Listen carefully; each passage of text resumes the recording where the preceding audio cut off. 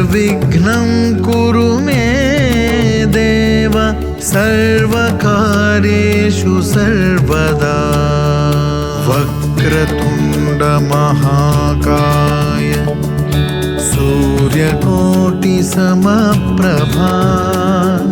निर्विघ्नं कुरु मे देव सर्वकार्येषु सर्वदा।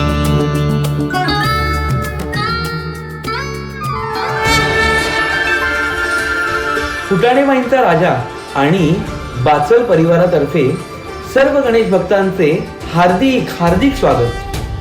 दुष्टांचा नाश, सज्जनांचे रक्षण व धर्माची स्थापना करण्यासाठी परमेश्वर युगायुगात निरनिराळे अवतार घेतो असे भगवद्गीतेमध्ये म्हटले आहे. शिव, विष्णू, देवी, गणपती इत्यादी देवदेवतांनी निरनिराळे अवतार घेतले असल्याचा अनेक कथा पुराणांमध्ये सापडतात.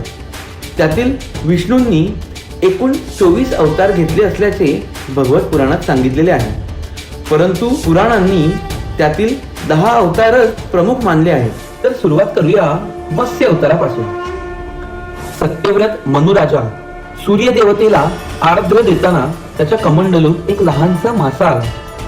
त्याला वाचवण्यासाठी त्याला कलशात ठेवण्यात आले. दिवसेंदिवस त्याचा आकार अनपेक्षित दृष्ट्या वाढतच गेला. शेवटी त्याला नदीत सोडताना दैवी शक्ती असलेला मासा मनुराजाला उद्देशून म्हणाला, आजपासून 7 दिवसात मोठा जलप्रलय येईल.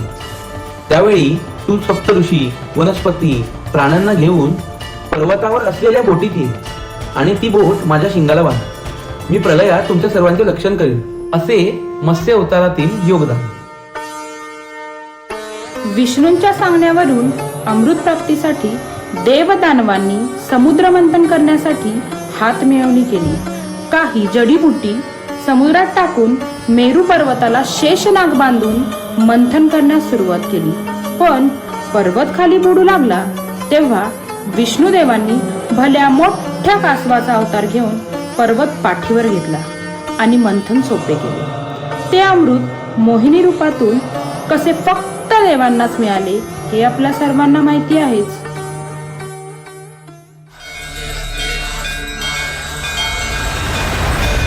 हिरण्याक्ष व हिरण्यकश्यप या असुरांच्या अघोराने पूर्ण ब्रह्मांड त्रस्त होते. त्यात त्यांनी पृथ्वीला पाताळात नेऊन कैद केले.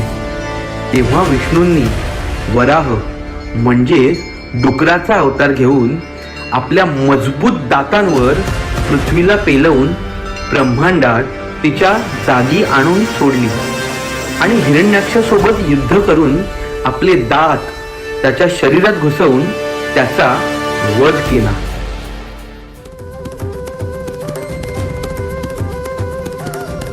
ब्रह्मदेवांकडून सर्वव्यापी वरदान मिळालेला हिरण्यकश्यप, त्याचा मुलगा प्रल्हाद हा खूप मोठा नारायण भक्त होता. हिरण्यकश्यपूने साम, दाम, दंड, भेद सर्व प्रकारे समजावूनही त्याचे नारायण नारायण असे नामस्मरण चालूच होते. शेवटी भक्त प्रल्हादाच्या बोलण्यानुसार चराचरात वसलेला नारायण हा ना देव ना दानव असा नृसिंह अवतारात खांबातून बाहेर आला व वरदानाचा आदर ठेवून ना सकाळी ना रात्री, ना घरात ना घराबाहेर, ना अस्त्र ना शस्त्र, तर आपल्या नखांनी हिरण्यकश्यपूचे पोट फाडून त्याचा वध केला. आपल्या असुर शक्तीने तिन्ही लोकांचे अधिपत्य प्राप्त केलेला विष्णू भक्त असुरराज बळी हा दयाळू आणि दानी होता. वामन अवतारातील विष्णूंनी भिक्षेमध्ये त्याच्याकडून फक्त 3 पावले जमीन देण्याचे वचन घेतले. त्यानंतर शरीराचे प्रचंड मोठे आकारमान करून 1 पाऊल स्वर्ग, 2 पाऊल पृथ्वी आणि 3 पाऊल बळीच्या डोक्यावर ठेवून त्यास पाताळात पाठवून तिथले अधिपत्य दिले.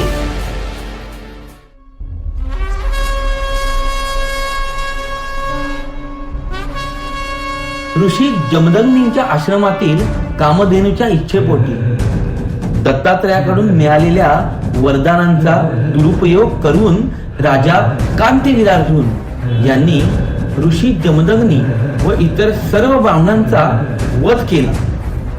त्याचाच बदला म्हणून त्याचा विष्णू अवतारातील मुलगा परशुराम यांनी 21 वेळा निक्षत्रिय पृथ्वी विप्राला दान केली.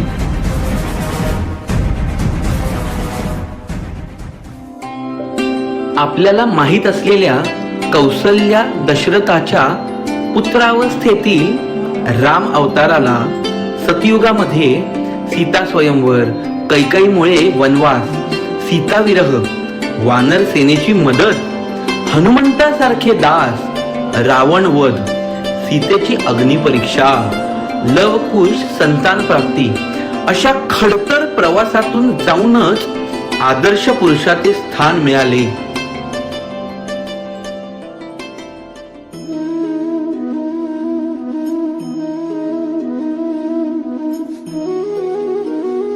विष्णूंच्या द्वापार युगातील देवकी वसुदेवाच्या श्रीकृष्णाचे बालपण, नटखटपणा, निरनिराळ्या विद्या प्राप्त करणे, गोपिकांना छेडणे, लोणी खाणे यात गेले. तारुण्यात कंसाला मुष्टियुद्धात हरवून त्याचा वध, पुढील द्वारकाधीशाच्या पांडवांनी केलेली मदत व शेवटी अर्जुनाचा सारथी होऊन जीवनात अंतिम मोक्ष प्राप्तीसाठी भगवद्गीतेच्या स्वरूपात संपूर्ण मानवजातीला परमोच्च ज्ञान प्रदान केले. नंतर गांधारीच्या शापाने द्वारका नगरीतील विनाशापासून दूर जाऊन एका जरा नावाच्या शिकाऱ्याच्या हातून कृष्ण अवताराचा विराम झाला.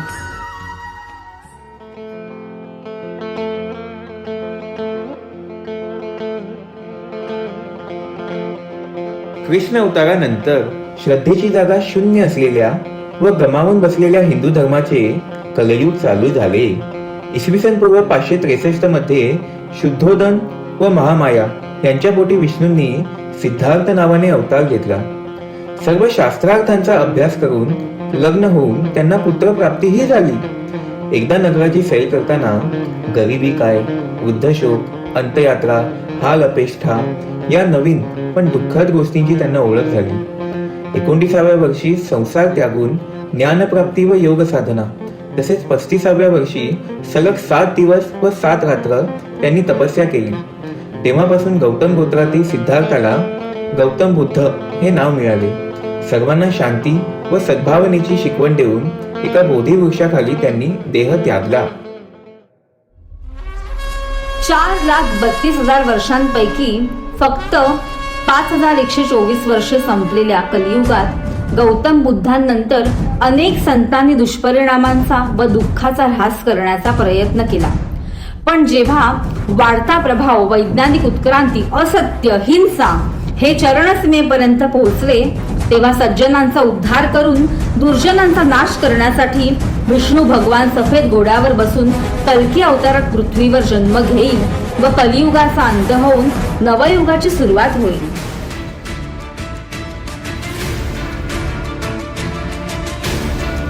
यदा यदा हि धर्मस्य ग्लानिर्भवति भारत अभ्युत्थानं धर्मस्य तदात्मानं सृजाम्यहम् परित्राणाय साधूनां विनाशाय सदृष्कृतां धर्म संस्थापनार्थाय